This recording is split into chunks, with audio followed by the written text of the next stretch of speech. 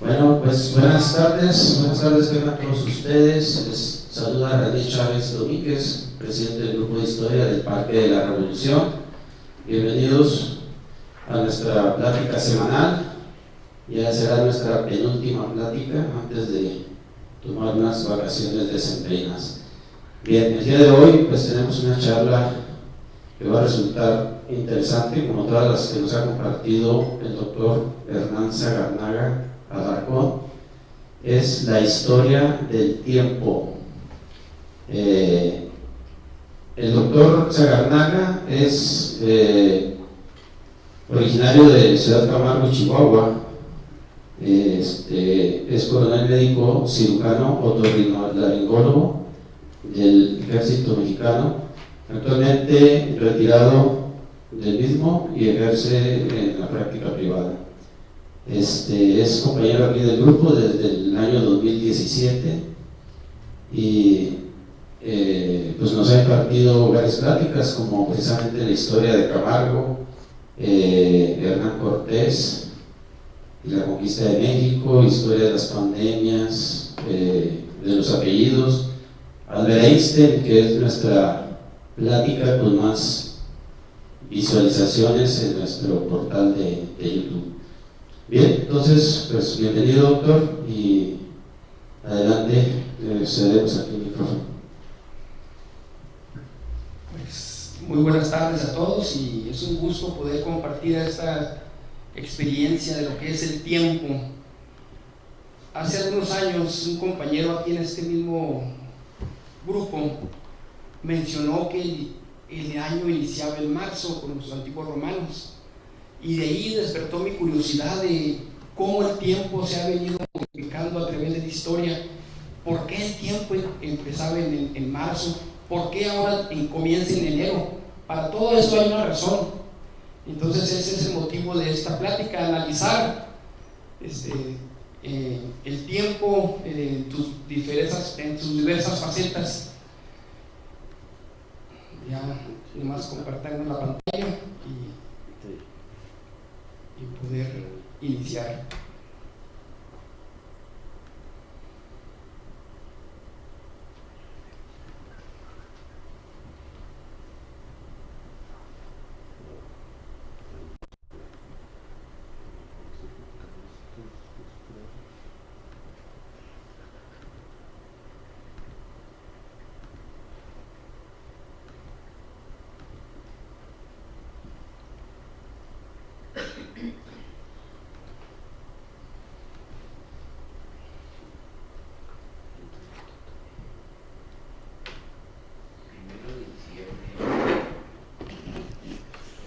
Bueno,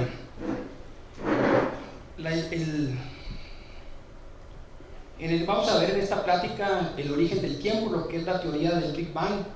Vamos a ver cómo se ha medido el tiempo a través de la historia. Vamos a ver los diferentes calendarios y conceptos actuales del tiempo vistos desde la perspectiva de Albert Einstein, de su teoría de la relatividad. Y para finalizar vamos a hablar del Homo longevus, lo que el hombre pues, en su mayoría desea, que es vivir el mayor tiempo posible en las mejores condiciones de salud. A esto le llamamos Homo longevus. Bueno, el origen del tiempo en la ciencia considera que se inició la historia de nuestro universo, del tiempo, con la teoría del átomo primigenio, que posteriormente sería conocida como Big Bang. Se dice que hace 3.800 millones de años, una partícula más pequeña que la cabeza de un alfiler, lo que se llama una singularidad. Una singularidad es una partícula donde no se aplica la física actual. No había tiempo, no había prácticamente masa, no había gravedad, todo era concentrado en un solo punto. En un momento esa singularidad se expandió, no explotó, se expandió y dio origen al inicio del tiempo hace 13.800 millones de años. Cuando Albert Einstein propuso su teoría de la relatividad en 1905 y 1915, él aplicó a su teoría una constante cosmológica. En esa constante decía que el universo era más o menos continuo, no había movimiento demasiado movimiento, no se expandía, no crecía, era constante, por eso es constante cosmológica. En 1922, algunos años después, Alexander Friedman propuso que realmente el universo estaba en movimiento, algún tipo de movimiento tenía. Y ya para 1927, John Lavater, un sacerdote belga, propuso lo que se llamó inicialmente la hipótesis del átomo primigenio, y él decía que el universo está en expansión, cosa que se comprobó en 1929 a través de los estudios de Edwin Hubble, un astrónomo norteamericano, que a través de un estudio que se llama espectroscopía, que es analizar los componentes de los cuerpos a través de la luz que emiten, si este espectro tiende hacia el rojo o hacia el azul, se dice que se acerca o se aleja. Si es hacia el rojo, se está alejando. Cuando Hubble estudió el universo, vio que todos los cuerpos tendían hacia el rojo. Eso significaba que el universo se está expandiendo por su corrimiento al rojo. En 1948, George Gamow, un ruso, propuso o mencionó que si realmente existía esa expansión, debía haber una radiación de fondo de ondas electromagnéticas, de ondas de radio. Estas fueron demostradas hasta 1964. Fue otro apoyo a esta teoría. Hasta entonces era conocida como la teoría del átomo primigenio. Sin embargo, durante una entrevista en 1949 a Fred Hoyle, un astrónomo que era adversario a esta teoría, mencionó en forma hasta cierto punto burlona que se trataba de como si fuera un Big Bang, una gran explosión, y sin embargo ese término que él utilizó fue el que se conoció o se popularizó, y la gente empezó a llamar Big Bang a esta teoría. Ha habido otros conocimientos, pero el más destacable es el de 1998, en que estos tres científicos vieron o estudiaron que el universo no solamente se está expandiendo, sino que se está acelerando. O sea que dentro de la explosión o dentro de la expansión estamos acelerando nuestra velocidad todavía de expansión. Es increíble, pero después de 3.800 millones de años nos estamos acelerando todavía. Vamos a hablar de la medición del tiempo. Desde que los seres vivos empezaron a poblar la Tierra, se dieron cuenta que había un día y una noche. Eso fue la primera medición del tiempo, el día y la noche. Posteriormente vinieron las estaciones del año, se dieron cuenta que había diferentes climas y estos eran repetitivos. Ya posteriormente, cuando el hombre tuvo cierta capacidad intelectual, se dio cuenta que el Sol tenía un recorrido en el horizonte, salía en diferentes puntos. Y estas fotografías vemos, es la misma fotografía durante los meses del año, y vemos cómo el Sol sale en diferentes puntos y regresa. Eso llevó a la conclusión de que había 365 días. Posteriormente ya se hizo mediciones exactas y es 365.2425, lo que son un año, tiene 365 días, 5 horas, 48 minutos y 46 segundos. Esa es la duración exacta de un año. También un año, los primeros vamos a ver que intentaron medirlo con lunas. Son 12.5 lunas aproximadamente. En realidad son 12 horas, 12 lunas más 12 horas, 44 minutos, 2.9 segundos. Como vemos, son cantidades muy inexactas que nos llevan a hacer difícil llevar una medición exacta del tiempo. Los primeros en dar una medida del tiempo fue el pueblo sumerio, y esta fue la primera civilización que vivió en Mesopotamia, en lo que hoy es Irak, entre el año 4100 y 1750 a.C. Ellos nos heredaron la escritura cuneiforme, la rueda, que al principio era para la alfarería, ya después en medios de comunicación. También nos heredaron la división del círculo en 360 grados, los primeros códigos legales y, como les comentaba, la primera división del tiempo, el primer calendario.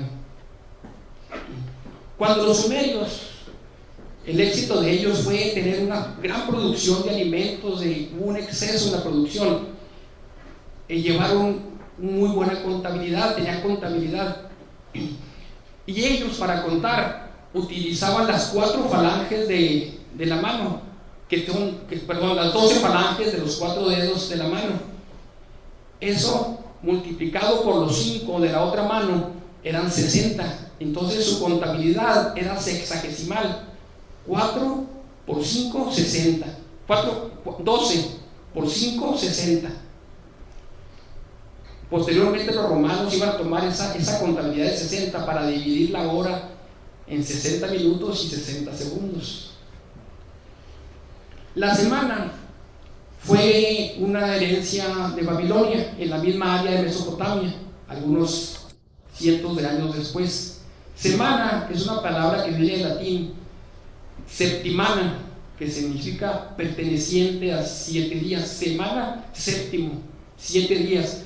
Y lo hicieron así, porque ellos vieron que cada signo solar, que sea el ciclo lunar, de las principales partes de este ciclo lunar, que es Lucas. cuarto creciente, luna llena y cuarto menguante, entre cada una de esas 4 partes hay aproximadamente 7 días. Entonces ellos dividieron, los babilonios, la semana en 7 días. Ellos, los babilonios, llamaron a cada día de la semana de acuerdo a sus dioses. Posteriormente los romanos ya le pusieron sus propios nombres. Al lunes lo dedicaron a la luna, martes a Marte, dios de la luna, dios de la guerra, miércoles a Mercurio, jueves a Júpiter, Venus, viernes a Venus, y el sábado ya fue herencia judía, al sábado, el día que Dios descansó.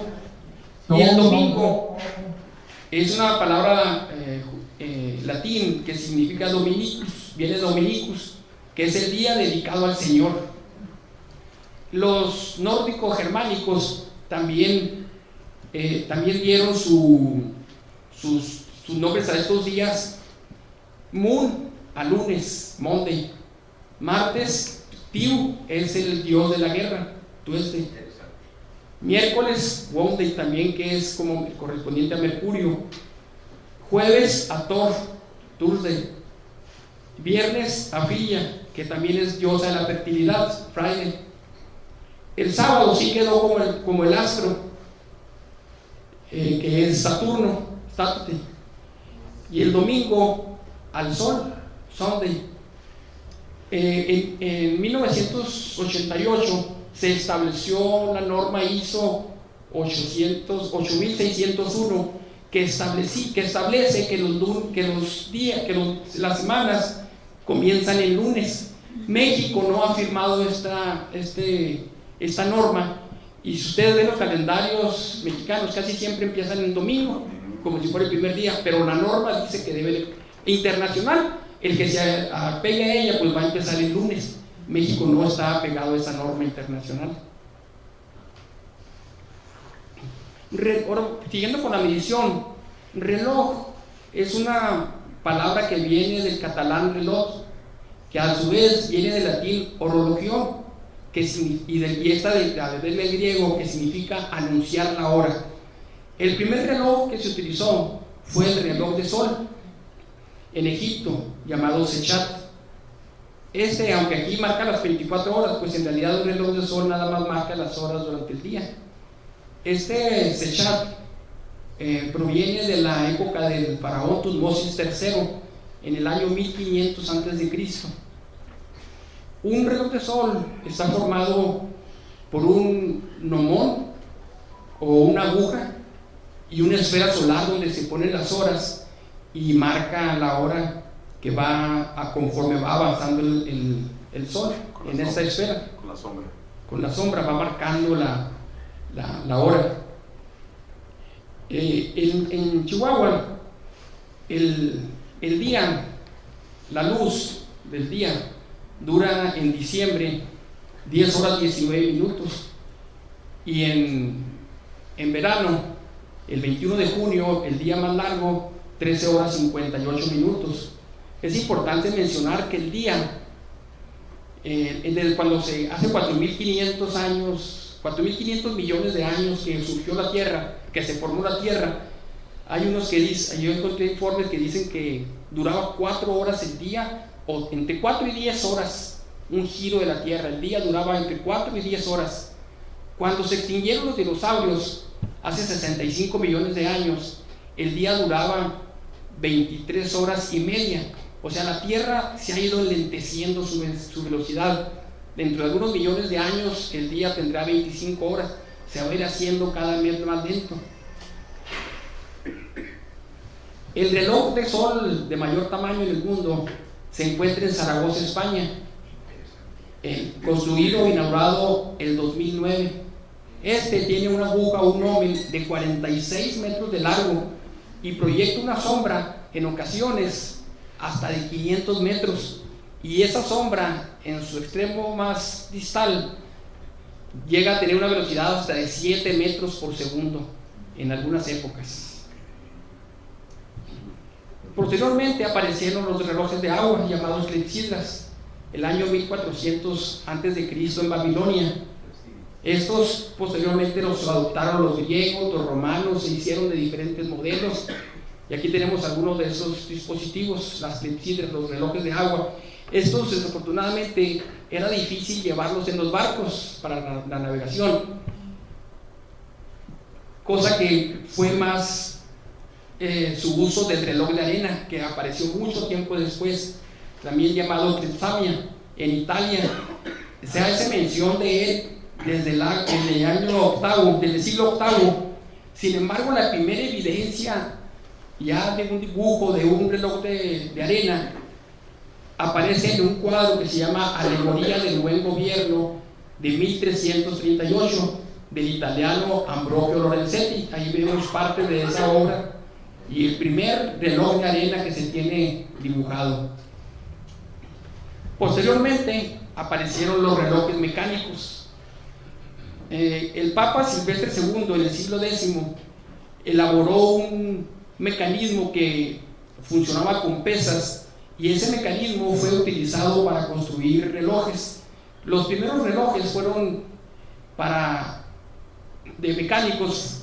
Mediante este mecanismo de pesas fueron construidos en las torres de iglesias o oficinas de gobierno. El reloj más antiguo mecánico que se tiene aún funcionando es el de la Catedral de Salisbury en Inglaterra, que data de 1386. Este reloj que vemos ahí ya no está en funcionamiento en la torre, está en un pasillo como si fuera un museo, pero aún funciona. Después de estos relojes mecánicos, los relojes mecánicos evolucionaron y posteriormente fueron los relojes de pesa, pero para los domicilios, para los hogares. Después los relojes que utilizaban muelles, que se les daba cuerda o que se les da cuerda, y los relojes de péndulos. Son diferentes tipos de relojes mecánicos que han ido evolucionando.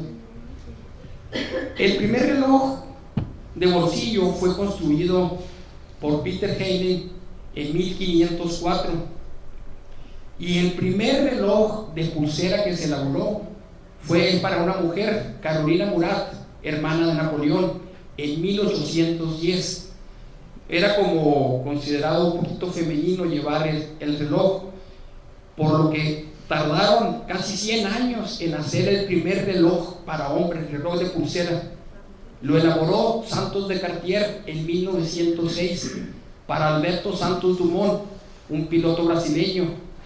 Él está considerado como uno de los padres de la aviación. Él dio las primeras demostraciones en París, en Europa, del uso de un avión.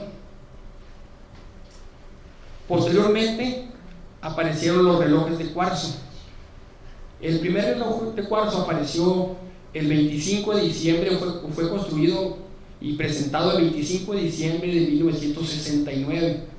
Poiseco Quartz Astro se llamaba este reloj, en Japón. Estos relojes de cuarzo funcionan aplicando la propiedad piezoeléctrica que fue descubierta por los hermanos Jacques y Pierre Curie. Pierre Curie pues era el esposo de Marie Curie, la famosa descubridora del radio, que había sido este principio descubierto en 1880. Nos dice que cuando le aplicamos una carga eléctrica a un cuarzo, empieza a emitir pulsaciones. Las pulsaciones son 32.768 por segundo. Esto nos lleva se miden esas pulsaciones y se convierten en tiempo, porque son periodos muy exactos estas pulsaciones, y esto hizo que los relojes de cuarzo fueran 100 veces más exactos que los relojes mecánicos, que podían tener mayor alteración de su velocidad, de su indicación del tiempo. Entonces mejoró la exactitud de medir el tiempo. Posteriormente aparecieron los relojes atómicos. Estos ya no emplean el cuarzo, sino que emplean las oscilaciones de los átomos. Los átomos y los electrones, que tienen electrones, para su funcionamiento están emitiendo y recibiendo energía constantemente, emiten y reciben energía. En específico, el primer reloj atómico fue construido en 1948 por William Frank Levy y utilizó cesio 133.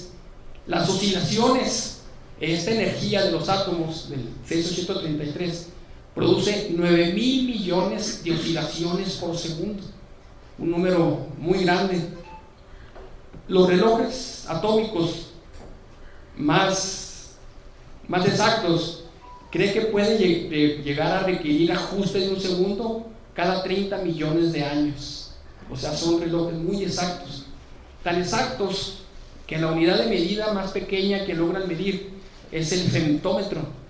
Un femtómetro es 10 a la menos 24. Si la Tierra, toda la circunferencia en el Ecuador, sus 40.000 kilómetros, fuera un reloj, una manecilla, y la manecilla diera una vuelta cada segundo, cada femtómetro sería millones de veces más pequeñas que 1 milímetro. Imagínate un reloj con un marcador y cada femtómetro es menos de 1 milímetro. Estos tipos de relojes son necesarios para su utilización en el sistema global de posicionamiento, el GPS, para el funcionamiento de los satélites, en la comunicación, en la astronomía, en la economía, en la banca, para coordinaciones muy finas en la tecnología. Son necesarios estos relojes. Hay relojes tan grandes como un cuarto que necesitan refrigeración y son muy exactos, o hay tan pequeños como 3 por 4 milímetros, como un chip. O sea, hay relojes de pulsera que son relojes atómicos y utilizan este tipo de tecnología. Pues hasta aquí todo era muy exacto, el tiempo corría, todo era muy fácil de entender. Pero llegó Alberto Einstein con su teoría de la relatividad y nos dijo que el espacio y el tiempo son curvos. O sea, el tiempo no es absoluto, porque según esta teoría, a mayor velocidad de un cuerpo o gravedad, el tiempo pasa más lento. En nuestros pies, el tiempo pasa más lento que en nuestra cabeza. Y se ha comprobado a través de estos relojes atómicos que a 1 milímetro de separación de altura en la Tierra hay diferencia en la velocidad del tiempo. Son fracciones muy pequeñas, pero se han llegado a medir. El cosmonauta que más ha durado en el espacio, Sergei Korolev, un ruso, que estuvo entre el 2005 al 2007, estuvo 803 días en el espacio.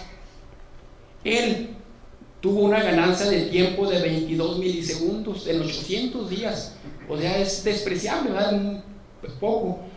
Pero la teoría de la relatividad nos dice, entre otras cosas, que si nosotros viajáramos a la velocidad de la luz durante 5 años, nos fuéramos a viajar al espacio, o en la misma Tierra viajáramos a la velocidad de la luz,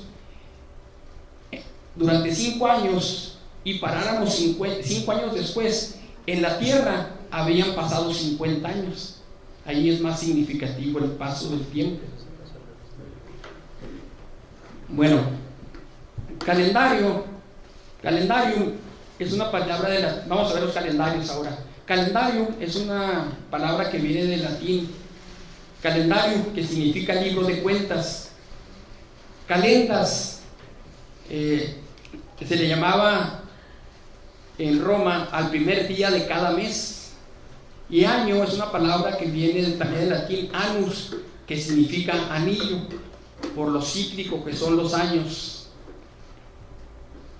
Bueno, el primer calendario del que se tenga noticia pues fue el calendario sumerio. Los sumerios llevaban una contabilidad del año a través de los meses lunares. Entonces tenían 12 meses y medio. Entonces cada periodo de tiempo aumentaban un mes para coordinarlo con el año solar. Era un año lunisolar, tenían que andarlo adecuando el año lunar al año solar. El primer calendario solar que se tenga noticia es del 4200 antes de Cristo, en Egipto. Los chinos también tenían un calendario lunisolar, y empezó a llevarse durante el reinado del emperador amarillo en el año 4700, y estamos actualmente en el año 4732 para los chinos. Los chinos le llaman a sus años en forma zodiacal, que año de la rata, año del dragón, año del perro. Esa es la característica del año chino. Los musulmanes iniciaron la cuenta de su calendario con la huida de Mahoma de la Meca hacia Medina en el año 622 después de Cristo. El calendario más antiguo en América es el calendario zapoteco. Este calendario constaba de 260 días. Ellos eran, el 20 era un número muy de su contabilidad, y el ciclo era 13 veces esos 20, que son 260, y era un calendario de tipo religioso. Posteriormente fue adoptado por los mayas, que tenían el calendario de 260, tenían el calendario de 365 días, y tenían una cuenta larga de 52 años los mayas. El calendario hebreo empezó a contar cuando Dios creó al mundo en la Biblia, que según los hebreos fue el 7 de octubre del año 3760 a.C. Según el calendario judío hebreo, estamos en el año 5786. Ahora vamos a hablar del calendario romano, que es el que realmente nos interesa conocer mejor. Bueno, el calendario, hay 4 calendarios romanos que fueron sucediéndose uno al otro. El primer calendario romano data del 753 a.C. Este calendario únicamente tenía 10 meses, 304 días. No se contaban enero y febrero porque eran meses relativamente sin actividad, y por lo tanto ellos iniciaban en marzo, que era cuando iniciaban sus campañas militares. Decían, no, el año va a empezar cuando empezamos nuestras batallas, que era en marzo. Pocos años después apareció el calendario elaborado, el calendario de la República, el año 700 a.C. Este calendario ya tenía 355 días, más un ajuste que iban haciendo ellos. Ya agregaron el mes de enero y el mes de febrero. Posteriormente llegó el calendario juliano, el año 45 a.C. Este calendario ya tenía 365 días y consideraba los años bisiestos. Y se añadieron los meses de julio y agosto. Todavía eran 10 y se añadieron 2 meses, julio y agosto. Se añadió julio porque ese mes nació Julio César, y agosto porque ese mes Octavio Augusto conquistó Egipto, y y acabó con más de 3000 años de faraones. Entonces, por eso es el motivo de esos 2 meses que se introdujeron al calendario. También en este calendario juliano, el año ya inició en enero, que era cuando nombraban a los cónsules. Cada año se nombraban 2 cónsules. Entonces, ya inició con el nombramiento de los cónsules. Sin embargo, este calendario juliano vieron que para 1582 ya tenía 10 días de desfase. El calendario juliano no era exacto, ya había perdido 10 años. Ahorita vamos a ver el último. Bueno, el Papa Gregorio XIII en 1582, junto a los principales sabios y astrónomos de la época, hicieron ajustes a este calendario. Como el año no es 365.25, sino es 20.2524 y otra fracción, en nuestro calendario actual, el calendario gregoriano, sí hay años bisiestos, pero se exceptúan aquellos que son múltiplos de 100, pero no aquellos múltiplos del 400, porque cada año, cada 26 años hay que hacer un ajuste de 30 segundos. Con estos años bisiestos se van ajustando. Sin embargo, aún con todos estos ajustes que hay en el calendario gregoriano, se va a tener que ajustar un día, el año 3323. O sea, es un calendario muy exacto, pero no perfecto. Los romanos también le dieron el nombre a los meses. Enero es Ajano o Januaris, es el dios de los comienzos, por eso se llama enero, a Januaris. Febrero a Februar, que era una fiesta de purificación romana. Marzo está dedicada a Marte, dios de la guerra. Abril también es una conmemoración romana, Aprilis, que es el inicio de la primavera. Mayo está dedicado a Maya, diosa de la fertilidad. Junio a Juno, diosa de la feminidad. Julio está dedicado a Julio César. Agosto a Octavio Augusto. Inicialmente eran 10 meses, por eso antes septiembre era el séptimo, y septiembre viene de 7, de séptimo. Octubre viene de octavo, o sea 8 meses. Noviembre viene de 9, y diciembre viene de décimos, 10. Bueno, hablando ahora de lo que es el Homo longevus, que es el hombre que quiere vivir más tiempo y a través de la historia lo ha conseguido.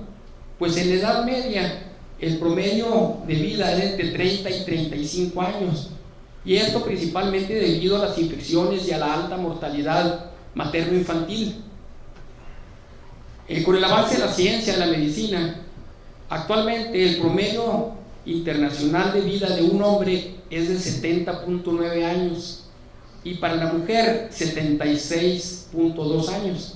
Hay diferentes teorías, sobre todo se dice que en el hombre el sistema inmunológico, aparte de la cuestión laboral, que el hombre que es de más riesgo, en las mujeres se dice que se piensa que el sistema inmunológico envejece más lentamente. Por cuestión inmunológica las mujeres viven más, entre otras razones. En 2005 Dan Buettner presentó una serie de estudios que realizó él, a los que llamó zonas azules. Zonas azules son áreas del mundo donde se ha visto que hay una alta densidad de personas de gran edad, que la gente vive más tiempo de lo normal, y él detectó 5 regiones: Okinawa en Japón, en Italia, en Costa Rica, en Loma Linda, California, y en Grecia. Son 5. Y estas zonas él las estudió y vio que tenían como un denominador pues que tienen una alta dieta vegetal. Sí comen carne, principalmente pescado, pero las carnes rojas las ingieren en baja cantidad. Tienen una gran actividad física, ellos caminan, sobre todo escaleras. Es muy bueno caminar, subir escaleras, hacer ejercicio. Se dice que una persona que no hace ejercicio a los 50 o 60 años, es muy probable que a los 70 sea dependiente de otras. Entonces hay que mantenernos en continua actividad física. Muy importante tener un propósito de vida. Si no tenemos una meta, un propósito, nos vamos deteriorando más rápidamente. Hay que aprender a manejar el estrés, practicar la meditación. Y algo muy importante, y que era lo más común para estas zonas azules, es una vida comunitaria y familiar fuerte, tener actividad en la sociedad, participar, no aislarse. Lo peor que puede hacer uno es aislarse en su casa. Se ha visto que cuando una persona la encama en un hospital, sobre todo una persona mayor, sus facultades neurológicas se deterioran por el simplemente hecho de estar aislado en un hospital o estar aislado en su casa. Hay que tener actividad, conversar con grupos como el nuestro. Es una buena oportunidad para seguirnos manteniendo sanos y más jóvenes. Una cosa es la edad biológica y otra la edad cronológica. La edad cronológica pues son los años que tenemos, y otra es la edad en salud que tiene nuestro cuerpo, la edad biológica. Los que aparentamos. Esto se puede ver a través de estudios principalmente de la función cardiovascular, con estudios como prueba de esfuerzo, gasto cardíaco, etc. El estudio de nuestra densidad ósea.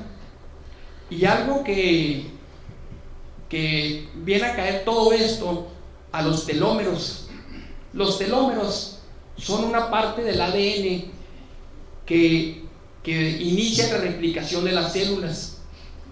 Entre más largo sea, es como un cordón, hay que verlo como un cordón de ADN, que con el estrés, con el paso del tiempo se va acortando ese telómero. Si tenemos enfermedades, si no hacemos ejercicio, si nos estresamos, si tenemos vida sedentaria, nuestros telómeros, nuestro ADN, esa parte del ADN se va acortando, y eso nos da un reflejo de nuestra esperanza de vida. El hacer un estudio de nuestros telómeros, estuve investigando por ahí, tiene un costo aproximadamente de 17,000 pesos, y nos dicen nuestra edad biológica de acuerdo a los telómeros. Este estudio de los telómeros, hay un libro que se llama sobre el envejecimiento, que se llama La respuesta está en los telómeros, de la doctora Elizabeth Blackburn. Así lo pueden buscar como la respuesta está en los telómeros, y habla más o menos de lo que mencionamos ahorita, esos factores que disminuyen o aceleran el envejecimiento.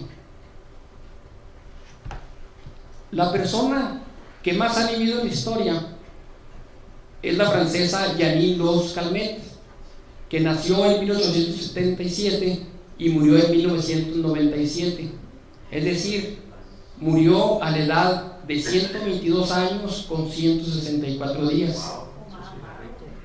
Ella nació en Arles, Francia.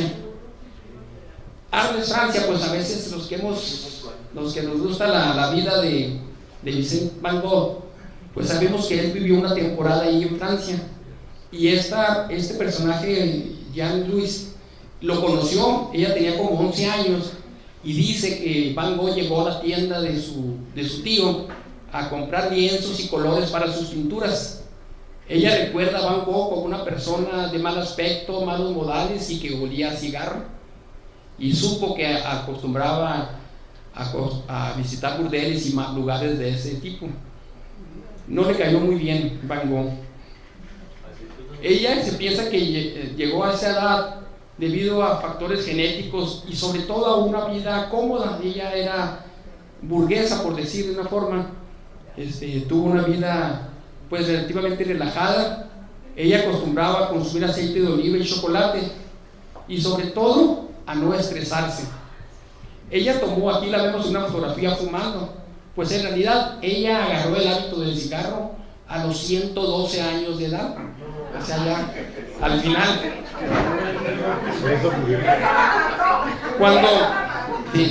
cuando tenía 90 años y se consideró ella que ya tenía cierta edad, ya era sola, pues no tenía una entrada de recursos, hizo un trato con un notario. El notario tenía 47 años y ella tenía 90, y le dijo: dame 2.500 francos mensuales y cuando yo muera te vas a quedar con mi casa. Empezó a pagar esos 2.500 francos, le pagó el doble de lo que vivía su casa, y él murió 2 años antes que ella. Le preguntaron a ella que qué opinaba de esa situación, y ella dijo: bueno, en la vida a veces hacemos malos negocios. Esa fue su respuesta. Ella llevó una vida relativamente sana, pero perdió la vista y la audición 1 mes antes de su muerte. O sea, llevó una vida pues sana hasta su muerte. La causa de muerte fue inespecífica. En algunos certificados aquí en México los he visto como murió de ancianidad. No hay una causa específica.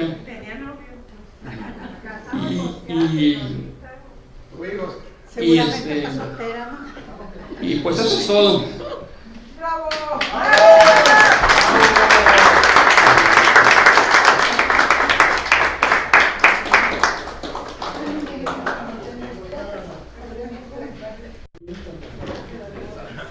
Bien, doctor, pues muy bien, interesante la charla. Pasaremos a las preguntas. Tenemos por aquí a Manuel Alderete, Manuel Igualba y Manuel Salcido, en ese orden. Adelante, Manuel.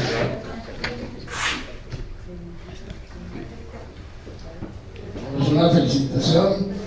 Entonces, a ganarse que tenga el récord de más de 5 años en el internet. Entonces, realmente ese récord. Básicamente son 2 preguntas.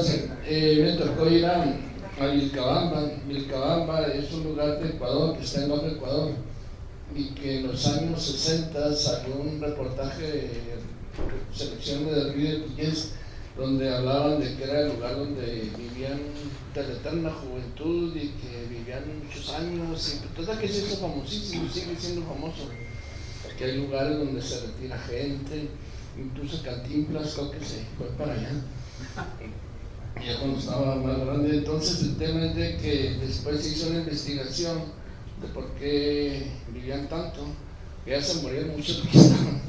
Y la idea era que no era tanto, era primero por la altura sobre el nivel del mar, y también por la vida calmada, porque es un pueblito muy calmado que casi no pasa nada. Entonces la pregunta también aquí, yo cuando estuve haciendo el libro de San Jerónimo, saqué unos documentos antiguos de Nanequipa, y en 1880 un montón de gente de 90, 100 años, más de 100 años.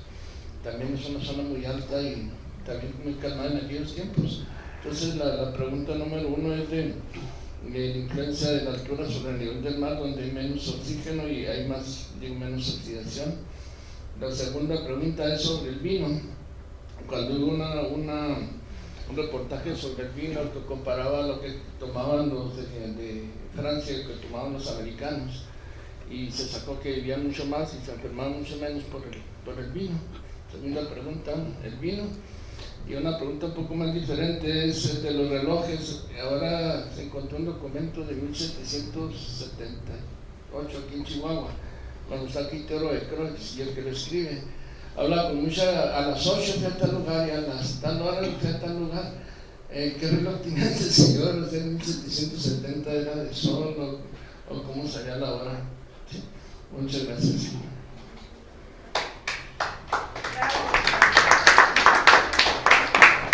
La verdad es que cuando se hacen estudios epidemiológicos de la edad, mucha gente no conoce ni su edad.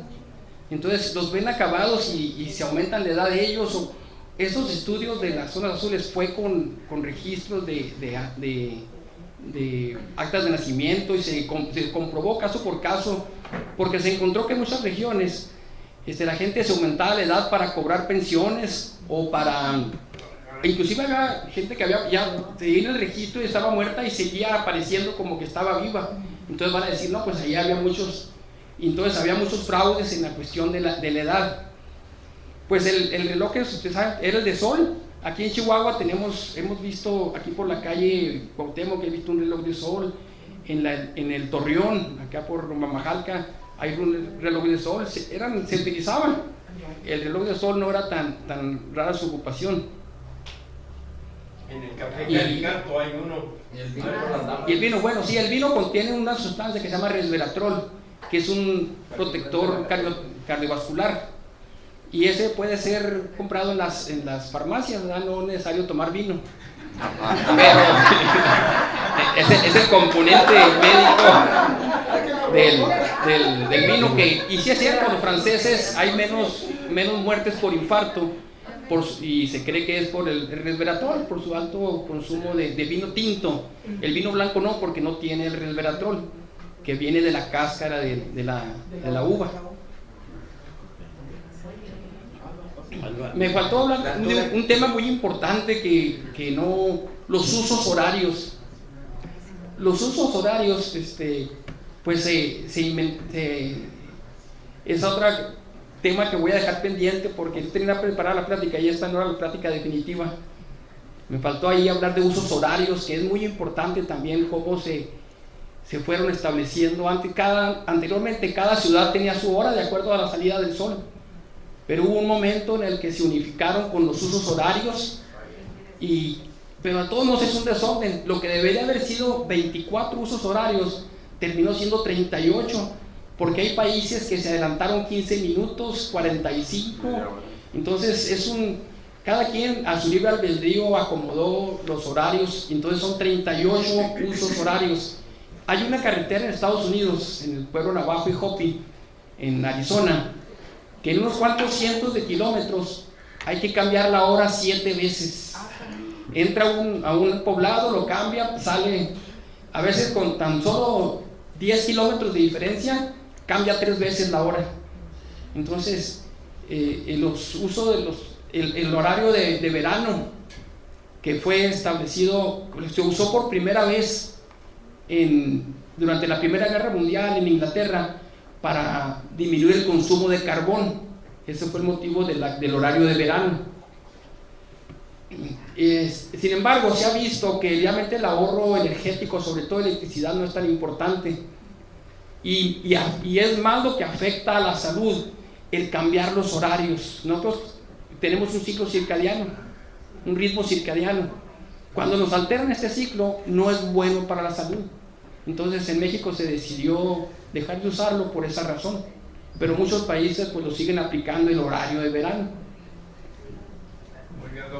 El uso del aceite de oliva siguen. Alba, haga fila, chao. Haga cola. Buenas noches.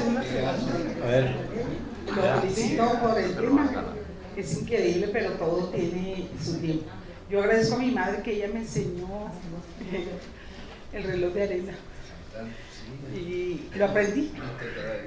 Cuando había de anular, pues tenía que ver el romano, pero me recordó el reloj de arena que nos puso mi mamá en el patio. Y también me recordó los relojes que usaban nuestros tíos, de bolsillo. Ese de bolsillo. Muy interesante su tema, lo felicito de verdad.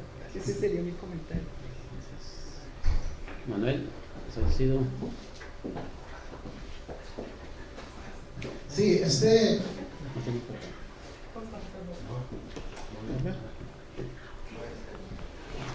¿cómo se llama la señora que vivió 122 años? Jean Luis Calmet. Jean Luis Calmet. Sí, el doctor hace un comentario que a la señora le cayó gordo Vincent Van Gogh. La señora era rica, comía muy bien. La comida buena es cara. Vincent Van Gogh, cuando agarraba un dinero, no compraba comida, compraba lienzos, pintura y pinceles. fue un gran artista y además muy apasionado. Se involucró, como bien dice el doctor, que andaba por ahí en los estudios de eso, se involucró con una prosti, y la prosti le dice, pues tanto me quieres saber, córtate una oreja. Se va a su casa, saca una navaja de esas de África, se corta la oreja y va y se la lleva. Claro, ya estaba trastornado, pero una persona muy apasionada. Entonces, ese comentario de ese señor, no la conozco, ¿verdad? Ni la conocí, pero con Vincent Van Gogh soy su fan. Sí, a mí también, yo también soy fan de Vincent Van Gogh. Sin embargo, una cosa es la personalidad y otra cosa es su obra. Ella dice, ¿verdad? Olía alcohol, tenía malos modales y frecuentaba burdeles, entonces no le agradó por alguna razón. Van Gogh nunca supo que fue famoso, ni siquiera su hermano Theo murió poco después. El responsable de la fama de Van Gogh fue la esposa del hermano Theo. Ella se llevó sus cuadros, puso una galería y ella fue la que lo hizo famoso, la esposa del hermano. Van Gogh realmente nunca tuvo éxito.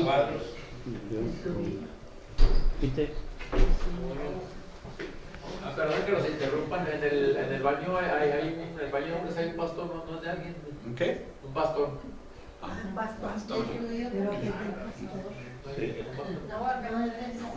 Sí, felicidades por tu práctica, doctor. Gracias. Mi comentario es en relación a la cronología que se sigue. Los romanos fueron el pueblo más importante durante muchos años, ¿verdad? Y eran los que establecían las normas.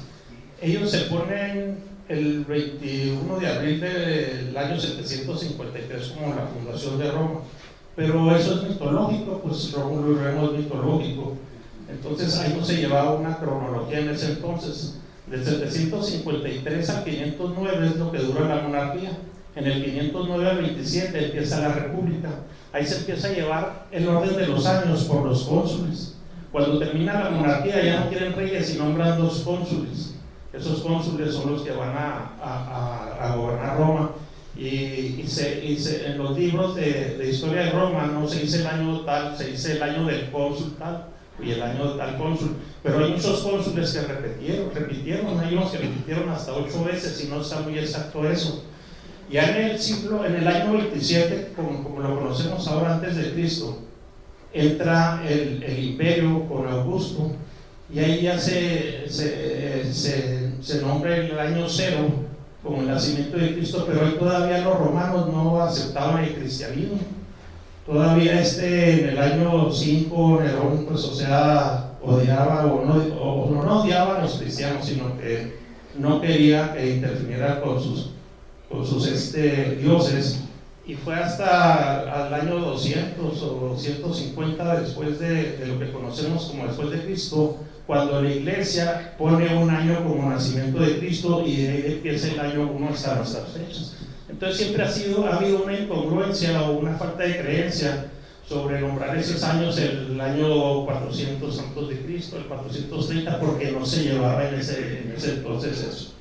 Ese era mi comentario. Y también un comentario, cuando empieza la revolución industrial en Inglaterra, la gente del campo se va a las fábricas a trabajar, pero en las fábricas ya tenían un horario, entras a las 8 y sales a tales horas, pero la gente del campo no estaba acostumbrada a un horario.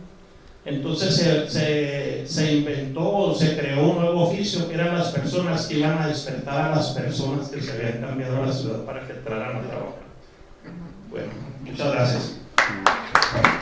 Pues así es.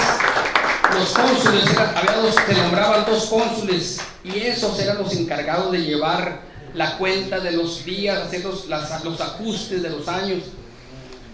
Como veíamos, ella tenía 355 días, no los 365. Entonces esos cónsules eran encargados de ajustar los años. Hubo una ocasión en que siempre había un cónsul en la ciudad de Roma. En alguna ocasión se fueron los 2 y no había cónsules que hicieran ese ajuste, y corrió el año y llegó a tener más de 400 días. Ha sido el año romano más largo, pero fue porque no había un cónsul que ajustara el tiempo, porque eran los únicos que podían ajustarlo.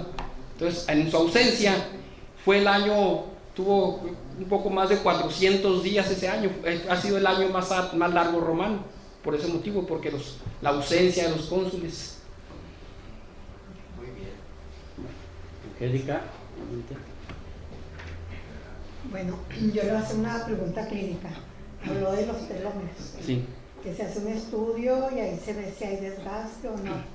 ¿Es reversible eso o ya se corta el telómero y así se queda? Hasta donde yo tengo entendido, los telómeros ya no se regeneran. Únicamente se evita que se sigan deteriorando.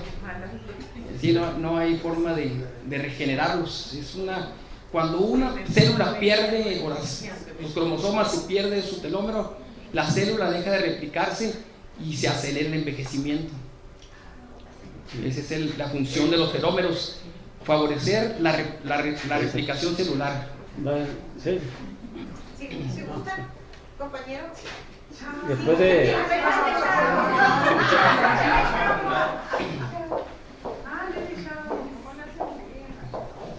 Muy buenas noches a todas, a todos. Doctor, mi reconocimiento, lo felicito por su exposición. Compartirle que hay unos principios del tiempo en el derecho, y uno de ellos se encuentra en su decálogo, que se establece que el tiempo se venga de las cosas que se hacen sin su consideración. El tiempo y la persona son muy importantes para la implicación o aplicación de las penas y las sanciones. En cuanto se tiene a un menor de edad, o se tiene también llamado un adolescente infractor, un menor infractor y un adulto. Ahí entra también el tiempo en la aplicación de la ley. Otro ejemplo también es con la irretroactividad de la ley. Si la ley cambia y perjudica a una persona, pues no se le podrá dar efecto retroactivo. Tampoco se podrá aplicar ahí la ley, que también se aplica el tiempo. Y otro es en relación a los usos y horarios. Es tan importante el tema del tiempo y el derecho, que se tienen que señalar estos por medio de decretos que las autoridades generalmente son a partir del Poder Ejecutivo Federal. Bueno, y esa es mi aportación. Muchas gracias, doctor. Pues, en verdad, nada escapa del tiempo, absolutamente nada escapa, todo evoluciona, todo cambia. Dice la religión, lo único constante y un eterno es Dios. En medicina para una cirugía se pregunta uno ¿por qué? ¿Para qué? ¿Cómo? Pero lo más importante es el cuándo. El cuándo es lo más importante también en una cirugía. ¿Cuándo se va a hacer? Si es una urgencia, si se va a postergar, ¿cuándo es lo más importante? Chao. Estaba viendo una noticia en la mañana que en Rusia acaban de inventar la vacuna contra el cáncer y unas medicinas contra todas las enfermedades. No sé si eso sea fantasía, pero es muy interesante porque alargaría la vida. Bueno, hay una vacuna. La verdad es que nadamos en un mar de cancerígenos. La luz produce cáncer, un golpe produce cáncer. Nadamos en un mar de cancerígenos y hacer una vacuna para todo, pues se me hace muy difícil, o sea, no es imposible. O sea, para buscar todos los cancerígenos y hacer una vacuna, no, es porque hay muchos factores, demasiados, que producen cáncer. Tal vez hagan vacuna para un factor, para dos, pero en los miles restantes, pues es muy difícil. No hay cómo cuidarnos, llevar una vida sana, hacernos detección temprana, ¿verdad? Saber los cánceres que tenemos, hacer los estudios, endoscopías, etcétera. Entonces, no, una vacuna es muy, muy difícil, porque nadamos en un mar de cancerígenos. ¿Vero? Es una bacteria. Buenas tardes, Doc, yo lo felicito, muy bueno su tema. Y bueno, en mi opinión, yo creo que el tiempo es relativo y cuando estamos niños, el tiempo se nos estanca y ahorita, híjole, ya se nos va bien rápido. Pues a usted no. No está chiquilla usted, entonces. No, pues felicidades y adelante. Sí, pareciera que cuando ya, como si fueran dulces, ¿verdad? Los últimos años, los últimos dulces son los más sabrosos, y realmente es un placer llegar a una cierta edad, porque como adultos podemos resolver más problemas que a veces los jóvenes se les dificultan. Entonces es un placer. Dicen que es duro llegar al viejo, pero es más duro no llegar. Nosotros ya vamos llegando, y los jóvenes, quién sabe si vayan a llegar. Entonces tener cierta edad es un placer y es una experiencia porque nos hace disfrutar más la vida. ¿Cuál se llama jubilación? Por júbilo. Vamos a ver el chat. Bueno, mientras llega, felicidades. Bueno, felicidades, dicen por allá los paseadores en Veracruz, Iván y Miguel. Muy bien. Tenemos por aquí otra participación.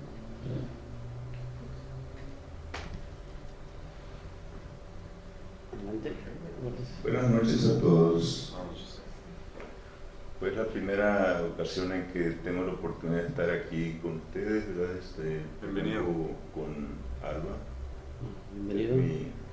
¿Cuál es su nombre? Mi pareja, ¿verdad? Pues mi compañera. Y pues he estado escuchando, ¿verdad? Todo lo que han estado exponiendo, pues son cosas interesantes. Con respecto a lo que decían de los cancerígenos, por ejemplo, ahorita la élite que está en la cúpula de la pirámide, ¿verdad? Si han visto la pirámide que aparece en el billete de dólar, la cúpula, ¿verdad? Es la élite, la dueña del mundo, la dueña del dinero. En el 2020 tuvimos el problema de la pandemia que fue fabricada, fue construida. ¿Con qué intención? De erradicar la intención es erradicar por lo menos 2/3 partes de la humanidad. ¿Quiénes se murieron? Personas que padecían algún problema de hipertensión, de diabetes,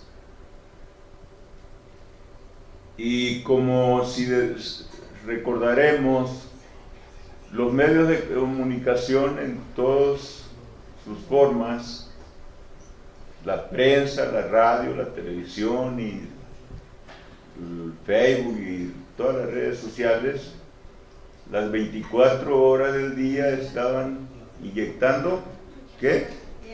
Miedo. ¿Por qué se murieron tantas personas? Por el miedo. Cuando el cólera, cuando la fiebre negra y bueno,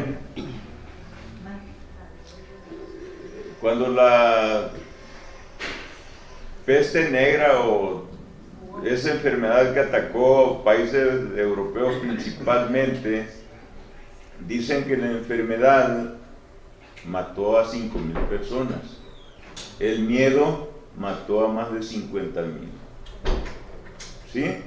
Entonces, ¿qué es lo que debemos hacer?